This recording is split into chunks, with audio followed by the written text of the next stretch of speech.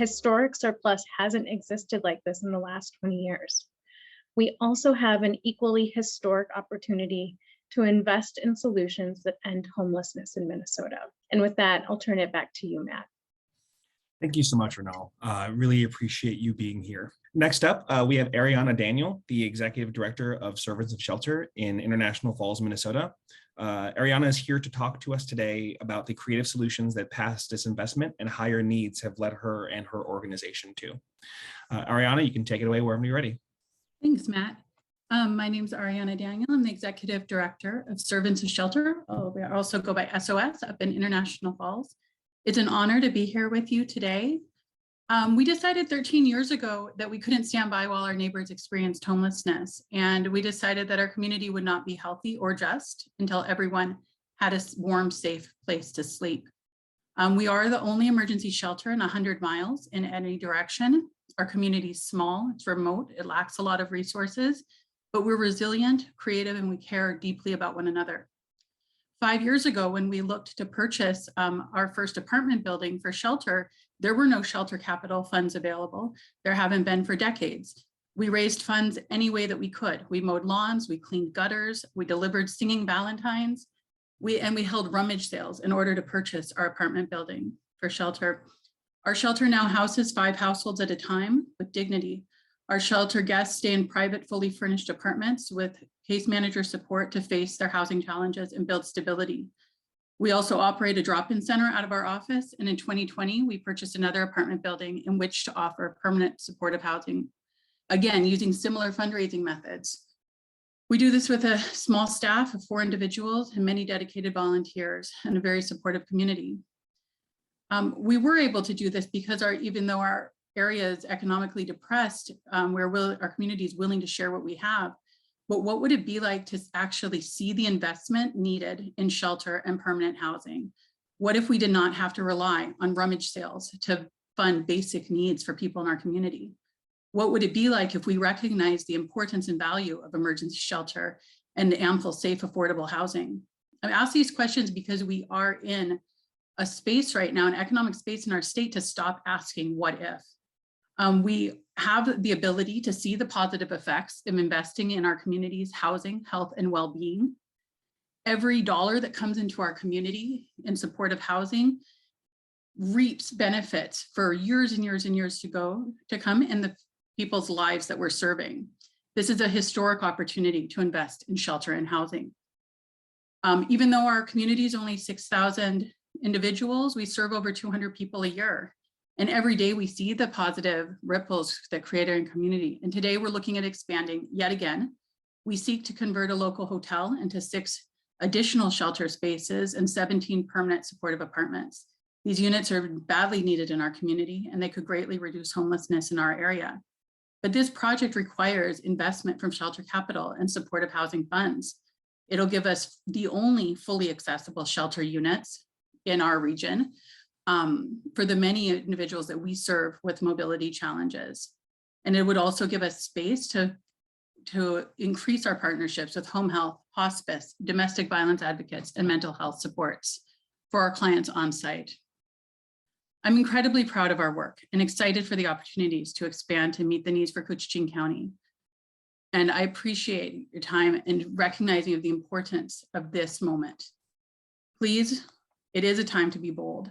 It is a time to invest in the humans in our state. Thank you so much. Back to you, Matt. Thank you so much, Ariana. I really appreciate your insights and your experiences here. So we're all just very grateful to have you sharing with us. Next up, we are going to have Mary Reigert, the Tribal Coordinator for the Minnesota Tribal Collaborative to Prevent and End Homelessness, here to discuss the way that the historic surplus presents an equally historic opportunity and responsibility to provide funding and resources to tribal nations. Take it away, Mary. Bonjour, hello. My name is Mary Reigert Soaring. I am a first-generation descendant of the White Earth Band of Ojibwa, and I am part of the Heron Clan. I would like to begin with saying miigwech, thank you, to our legislators, members of the media, and the rest of our community for the opportunity to present today. I am honored to speak to you all on behalf of the Minnesota Tribal Collaborative to Prevent and End Homelessness as their coordinator, as well as in support of all our tribal relatives facing homelessness and housing instability. The Minnesota Tribal Collaborative to Prevent and End Homelessness is a group of 6 northern tribes in Minnesota, which include Red Lake, Leech Lake, White Earth, Fond du Lac, Mille Lacs, and Bois Forte. The collaborative was formed in 2014. Our mission is, while honoring tribal sovereignty, we will work together to maximize resources and obtain sustainable housing options through innovative efforts of our tribal governments and communities. Today, as we gather either in person or virtually for Homeless Day on the Hill, it is of utmost importance that we all recognize the land we are standing on was once historically owned by our tribal nations, and recognize and respect Indigenous peoples as traditional stewards of this land. I ask we all seek to understand our place within that history. Our tribal nations are sovereign nations with one of the most unprecedented amounts of budget surplus in history. I am asking that we begin to right some of the wrongs that have happened and continue to happen to our tribal nations throughout history. Moving forward, I ask our legislators to ensure tribal nations are included as separate and sovereign nations. We deserve and have the right to the same eligibility as state, county, and local governments to access the funding. Today, I ask our legislators to go even one step further and set aside separate pots of funding dedicated solely to our tribal nations. Now is the time for change. Now is the time to provide support and resources to our tribal relatives. Now is the time to ensure all people have the same equity to stable housing and shelter.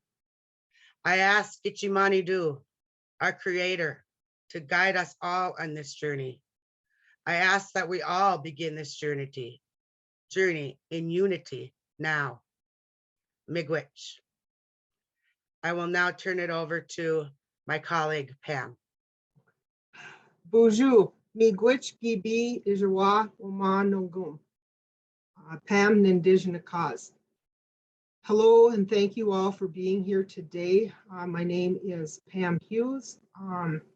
I come from the Bois Forte Reservation, which is in northern Minnesota.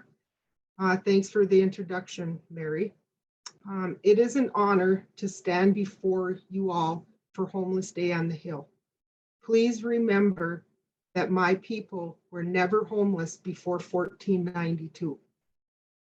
My people are houseless.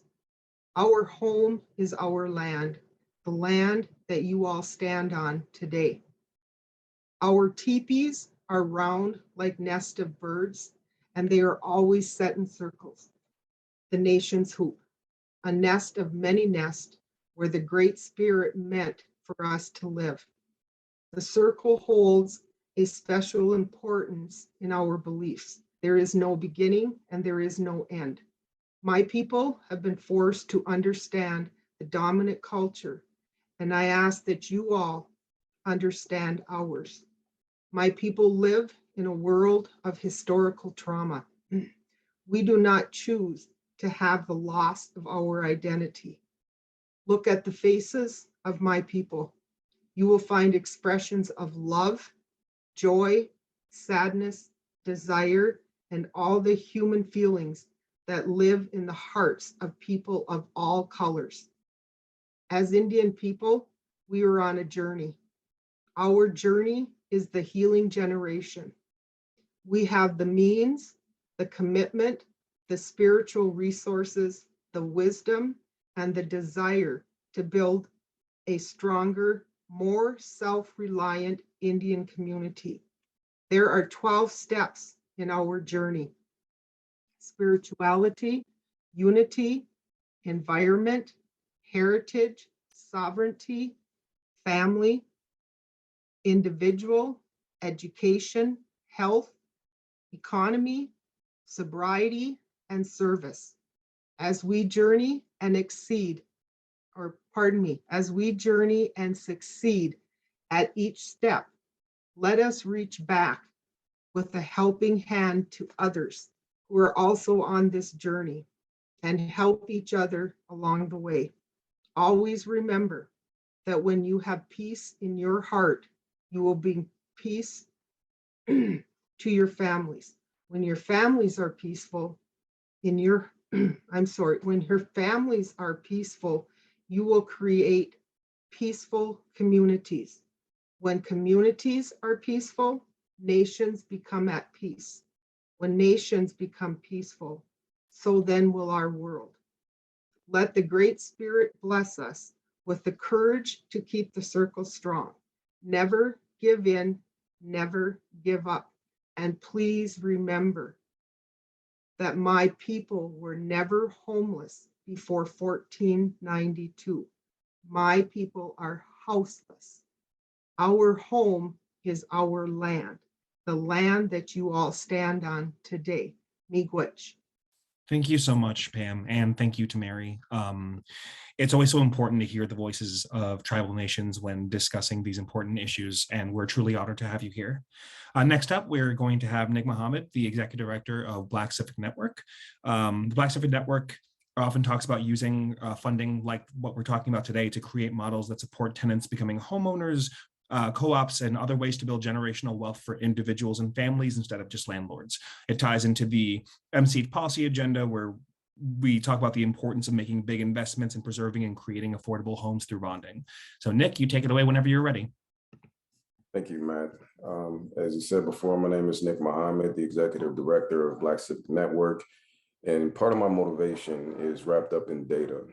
So it's just some things for you all to consider. When we're looking at the homelessness rate per 10,000 in the state of Minnesota, according to the Minnesota Compass and several other resource databases, we have our white counterparts who have a 6.2% per 10,000 capita, which roughly comes out to around 2,000 people within the state of Minnesota. And then you have our Hispanic brothers and sisters who jump up to 26.8% per capita. And then we have our Asian community that jumps up to 5.6%. And then you have the African-American community, or the American descendants of slavery community, which jumps all the way up to 95.4% per capita. That in and of itself is a crisis in our community. And mind you, our population is barely 300,000 in the state of Minnesota. Now, it's against this backdrop that we go to delve a little bit deeper into those numbers. And what we discovered was when we look at things like renters rate versus home ownership rate in this same Black community, we have a home ownership rate of just under 25%, whereas our renters rate is around 83%. So when crisis hit, like COVID, and we don't have the capacity to actually tread water or actually make sure that we can go stay with a relative because so few people are homeowners, we have an exasperated home ownership rate, which contributes to that 95.4% displacement rate. Now, it's against this that we're asking the state of Minnesota to take direct action and to support House or Senate File 3598, the Minnesota Center for American Descendants of Slavery. And we need the state to act swiftly and put resources into that to make sure that we're actually preparing and building critical infrastructure due to this crisis inside of our community. And that's one of the things that brings us to this press conference today. We want to make sure that we're actually calling for support and those resources to be allocated. And with that, I'll send it back to you, Matt. Thank you so much, Nick. Thank you for sharing that data and those insights. Really appreciate you being a part of this. Next up, I am going to toss it over to Jason Urbanchek here to share his experiences as a homelessness advocate and a member of the Regional Experts Network. So Jason, whenever you're ready, you can feel free to take it away. Good morning, my name is Jason Urbanchek. I was homeless on and off for roughly 14 years of my life and addicted to opiates. Today, I'm proud to say that I am 40 months sober and I've been housed continuously for 35 of those months. During this time, I became a mentor to my peers and a leader in the Moorhead region while serving on the West Central Continuum Care Board and the Regional Expert Network. It was a long road to where I am now. Excuse me. My nightmare began in 2005 in the suburb of Detroit, Michigan, where I'm originally from. To be honest, it is no secret I was first homeless because of my drug addiction, which actually began in college while playing Division I hockey. I was severely injured, prescribed heavy opiate pain medication, which at the time I was unaware that would ever hurt. After leaving school and arriving back home with no more doctors feeding me pills and giving me shots to keep me going, I became the last thing I could have ever imagined. I was an addict and hopelessly addicted to opiates. Of course, it didn't take too long to burn up all my bridges, and my friends and family had enough. My father, who was a Detroit police officer, went the tough love route with me, which then I hated him for, but today I totally understand. I had lost my mother to alcoholism when I was 10 years old. That was a loving guidance that I desperately needed in my life. Well, as fate would have it, I finally had nowhere to go, and talk about being scared. The suburb I lived in was similar to the Moorhead area where I reside now. Unfortunately, this is a town that was not equipped for someone like myself, drunk, high, and homeless. Not to mention I had some mental health issues as well. I was shipped out to the inner city to a shelter where I was detached from anything I ever really knew. I became more dependent on drugs and now have them in my face all the time. Chemical dependency can be a major factor with the homeless. Not everybody that experiences homelessness struggles with addiction, though. In fact, more often than not, it's a side effect of homelessness rather than the cause of becoming homeless. This historic surplus can help fund shelters where being sober has the option to be prioritized, which is one of the many different facilities and programs our state desperately needs. The solution to homelessness cannot be a cookie cutter approach. We do not all fit the same mold. However, our homeless system has never been in a place where we could do these amazing things due to the lack of funding. This is a historic time to make historic investments into ending homelessness. Everyone needs a place to call home. Throughout my life, I've been homeless in multiple states and struggled with addiction. Things did get better for me for a while. I was able to manage to get a degree in culinary arts and become quite the accomplished chef, despite my addiction. I landed my dream job in Denver, Colorado, working at Sports Authority Field on the culinary team in the Denver Broncos football seasons. Not long after moving to Denver, my wife was killed in a car accident. My demons took over in full force again. And just prior to the following season, I ended up losing my job. I couldn't stay sober. I ended up on the streets of Denver alone again. Excuse me. It would be 6 years in and out of jail and prison, 3 states, and numerous homeless shelters. Finally, it was time I got motivated to get in my own home. Unfortunately, the shelter I went to was unable to provide me with the right support. This historic surplus can provide the type of support that is needed. We need more case managers, quality staff that are trained and paid accordingly. My last shelter stay was 5 months, and from the time I had access to case management, I was housed in 2.5 weeks. I sat in a shelter for 4 months just waiting for services. This surplus can provide the staff and resources to speed this process up and in the long run save us money. I am fortunate to be the type of person that had the will to never give up. And I want something bad enough, even though I had to go through some very tough times. Without this determination, I could still be stuck in the cycle of homelessness to this day. Unfortunately, not everyone is able to do this. That is why my goal now is to work in the human services field and with the youth of our community. This is not an easy task to accomplish with any kind of criminal background. I understand why the precautions are there, but individuals like myself with valuable life experience and a true passion to make a difference are facing immense difficulty getting into the field. You cannot judge a book by its cover, and you most definitely cannot judge someone because of their past actions alone. And that happens more often than not. Granted, not everyone fits this mold, but there are quite a few of us that have turned their lives around and want to give back to their communities, and that is why I'm here today. This is a chance to make history and change lives. For me, when I was homeless, I needed to be surrounded by others that had the same desire to be actively sober, involved in the community, and have a home. I also needed more support in guiding me through the confusing homelessness response system. Once again, a few of the things that we need are high quality staff and the ability to keep them employed. This means better pay, benefits, and a more holistic approach to the staff of shelters. This should include the ability to hire people who have been homeless because experience should be viewed as at least equal to education. A way to start working on goals right away when entering shelters rather than just only focus on the immediate crisis. Services and opportunities for people who do not have high barriers is important too. Better resources for employment seeking and training, such as classes to build skills, provide incentives for people to attend. Wraparound services after leaving a shelter, including more education on how to live properly, including once you get housed. trauma does not stop just because you have a house or an apartment. I am now involved in various leadership positions where I can use my story to better the community. Being able to speak today is just one example. I've done similar things in my community, in the region, and statewide. I'm just one person that had the will to find support to get out of homelessness. But if we invest as a state to truly end homelessness, there can be more success stories such as myself. Thank you for listening, and I hope you will join me in advocating for the need for more resources toward ending homelessness, because shelter saves lives and housing ends homelessness. Thank you very much. Thank you so much for joining us, Jason. As someone who's been fortunate enough to hear you speak several times, it never stops being impactful to hear your story. So I really appreciate you being a part of it, this whole event. Thank you very much. Absolutely. And so next we are going to have James Lewis and Laronda Lake from The Link here to talk about the importance of adequately funding programs to support youth experiencing homelessness. James, Laronda, you take it away whenever you're ready. Thanks, Matt. We're really happy to be here. I'm James Lewis. I serve as Housing and Services Division Director for The Link, which is a nonprofit agency based out of North Minneapolis. We are also proud members of the Youth Service Network, which is a statewide coalition for youth serving agencies providing shelter, housing, and supportive services for young families who are experiencing homelessness. So today I'm here to say a few words on behalf of the Youth Service Network in support of increasing funds for the Homeless Youth Act. Our state has done an incredible job of working to reduce and end veterans' homelessness. And now it's time that we put the same focus on our youth. We should never have veterans or youth experiencing homelessness in our state. We absolutely can end youth homelessness. We need our state to invest more into these amazing young people. And we can do this. We just need a little bit of investment of the surplus into the Homeless Youth Act and Safe Harbor.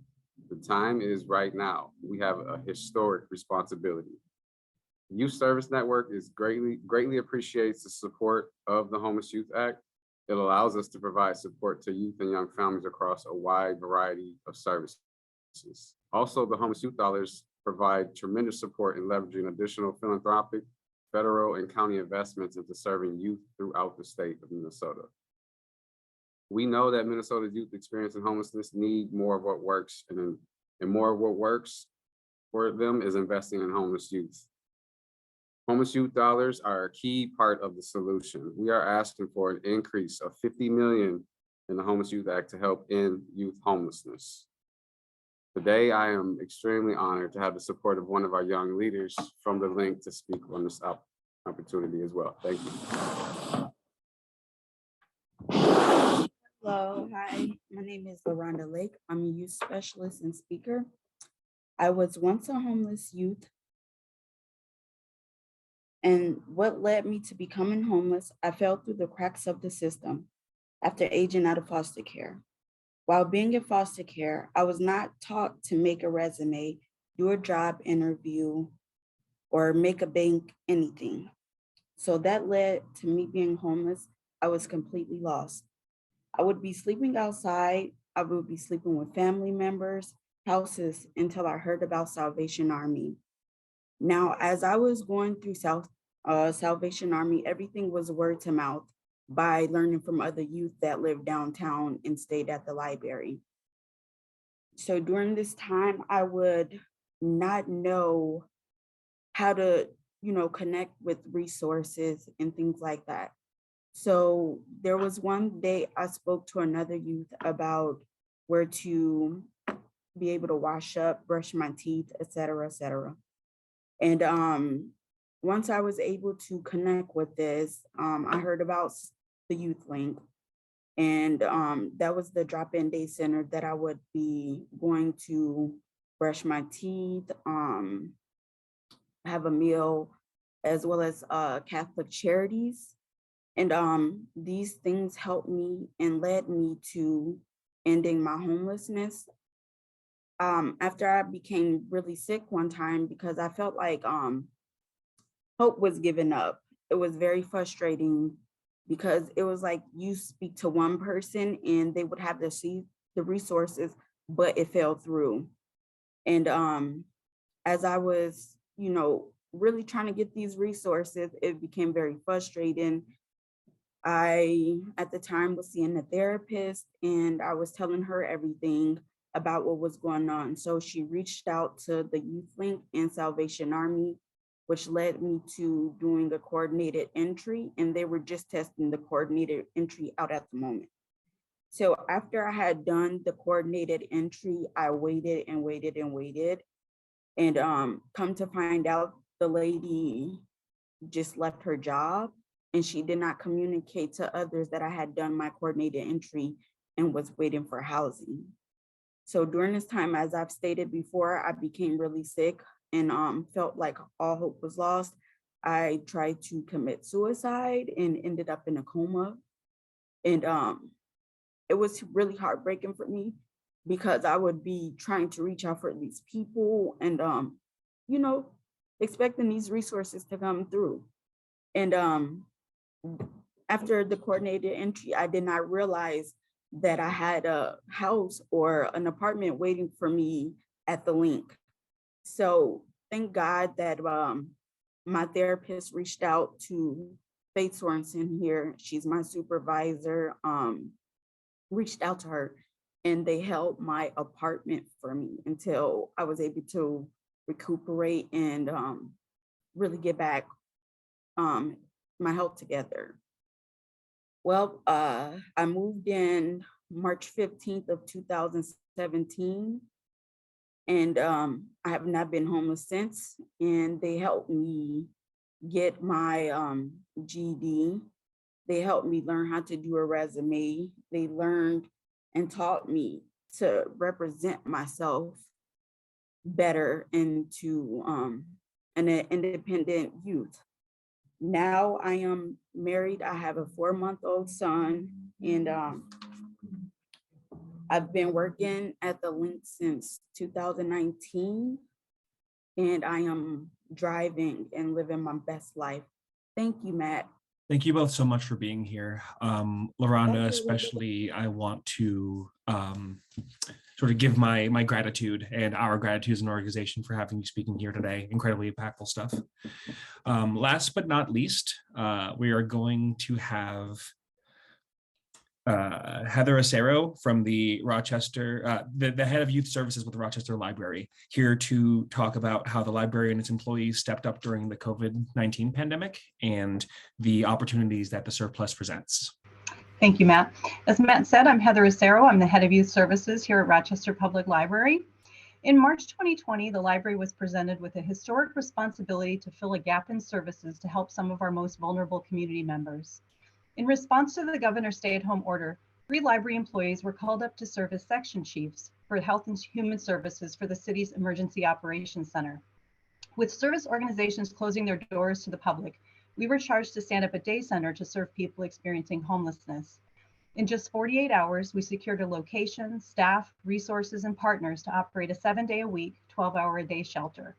Just a few days later, the county's overnight shelter was moved to the same location to provide seamless 24-hour service.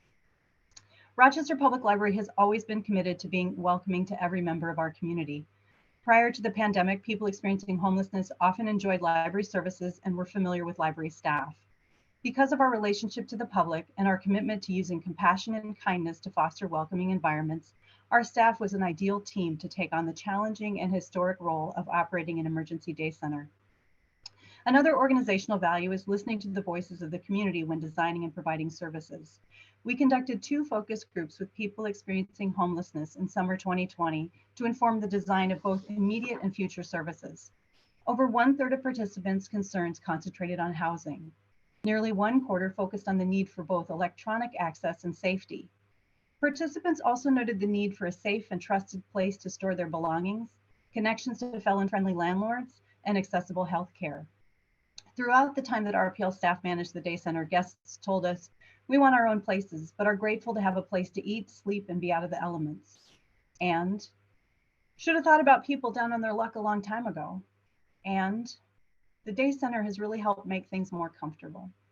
Those are just a few voices, but I wanted you to hear their words. From late March through August 2nd, 2020, while RPL staffed the day center, the door count totaled nearly 11,000. with an average of around 80 daily guests, and dinner was served to an average of 52 diners. As COVID guidance rapidly changed, we continuously evolved our practices to keep guests safe. I'm happy to report that while we had temperature checks, testing, and quarantine procedures in place, during our time at the Day Center, we didn't have any COVID cases. Word spread in the region about the Day Center, and in one instance, a police officer found a lost older gentleman in a neighboring community and transported him to us. The gentleman had a speech impairment, and our staff took the time to learn that he needed to return to his home state. Partners quickly secured several nights of shelter, a bus ticket home, and scheduled a ride to the bus station. And this speaks to the strong collaborations between the city, the county, area nonprofit organizations, and other service providers. The pandemic was an opportunity to create and immediately test relationships across many organizations. These strong relationships and communication channels continue as we all work together to design the next phase of our community service response. Our community would appreciate the state investing in services for people experiencing homelessness. There is a unique opportunity with COVID relief funds, the surplus, and this local momentum that we've built to work collaboratively on long-term solution planning. The library took up this historic responsibility in March 2020, and we hope that the state will invest the historic surplus to serve our most vulnerable. Thank you, Matt. Thank you so much, Heather. Really appreciate you sharing your experiences here with us. So I just want to take a moment to offer up a huge thank you to all of the speakers that came and spoke with us today. Every one of you, your organizations, your lived experience, your insight, and the information that you gave us here today is going to be a huge help in the effort to end homelessness once for all in Minnesota. So we really appreciate you all being here. And to all of our attendees, I just want to say, be sure to check FeedLoop and check the schedule and check the times for your lawmaker visits, so we make sure that you're able to speak with your legislators directly and advocate for everything that we need in order to end homelessness during this time. So once again, thank you all for being here, and I really look forward to seeing you all in some legislator meetings over the next couple of days. Thank you to all of our guests, and we hope that you have an excellent day.